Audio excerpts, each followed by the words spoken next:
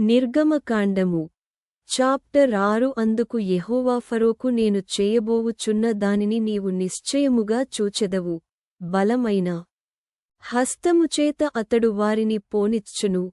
బలమైన హస్తము చేతనే అతడు తన దేశముల మరియు దేవుడు మోషేతో ఇట్లనెను నేనే యెహోవాను.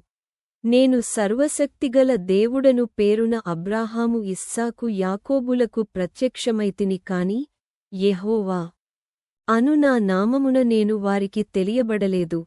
మరియు వారు పరవాసము చేసిన దేశమగు కనాను దేశమును వారికిచ్చుటకు నా నిబంధనను వారితో స్థిరపరచితిని. ఐగుప్తీయులు దాసత్వమునకు లోపరచియున్న ఇశ్రాయేలీయుల మూలుగును విని నా నిబంధనను జ్ఞాపకము చేసుకొని యున్నాను. కాబట్టి నీవు ఇశ్రాయేలీయులతో ఇలాగు చెప్పుము నేనే యెహోవాను.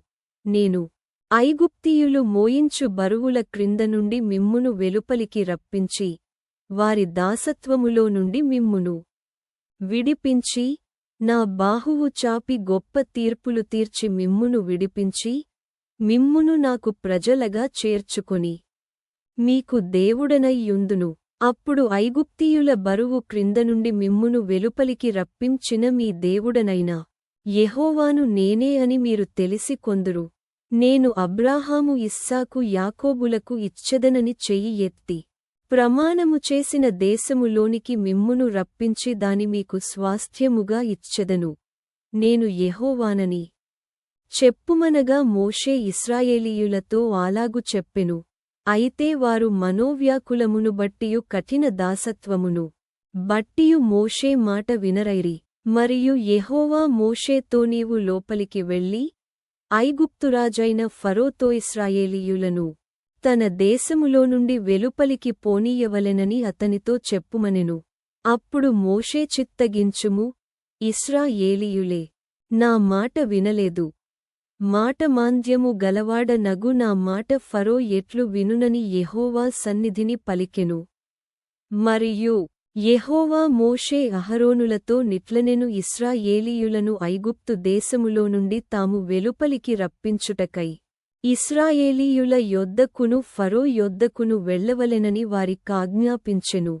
వారి పితరుల కుటుంబముల మూలపురుషులు ఎవరనగా ఇశ్రాయేలు జ్యేష్ఠ కుమారుడైన రూబేను కుమారులు హనోకు పల్లు హెస్రోను కర్మి.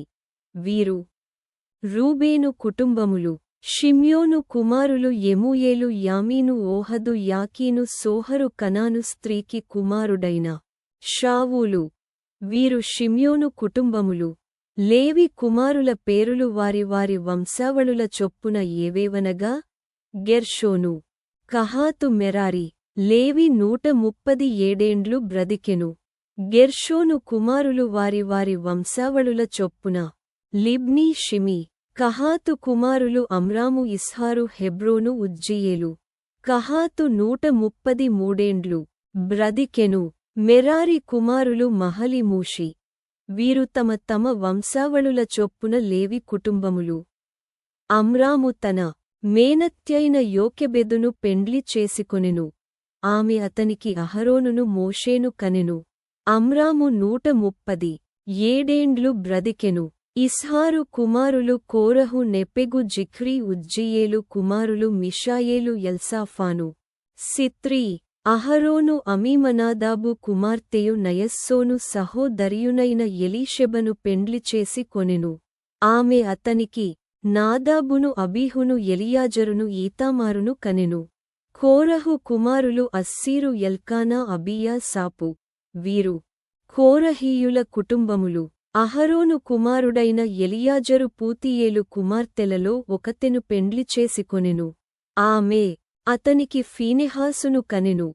వీరు తమ తమ కుటుంబముల చొప్పున లేవీయుల పితరుల ఇశ్రాయేలీయులను వారి సేనల చొప్పున ఐగుప్తు దేశములో నుండి వెలుపలికి రప్పించుడని యెహోవా ఆజ్ఞాపించిన అహరోను మోషేలు. వీరు ఇశ్రాయేలీయులను ఐగుప్తులో నుండి వెలుపలికి రప్పించవలెనని ఐగుప్తు రాజైన ఫరోతో మాటలాడిన వారు వీరు. ఆ మోషే అహరోనులు వీరే. ఐగుప్తు దేశములో యెహోవా మోషేతో మాటలాడిన దినమున యెహోవా నేను యెహోవాను. నేను నీతో చెప్పునది యావత్తు నీవు ఐగుప్తు రాజైన ఫరోతో పలుకుమని మోషేతో చెప్పగా మోషే చిత్తగించుము, నేను మాట మాంద్యము గలవాడను, ఫరో నా మాట ఎట్లు వినునని యెహోవా సన్నిధిని పలికెను.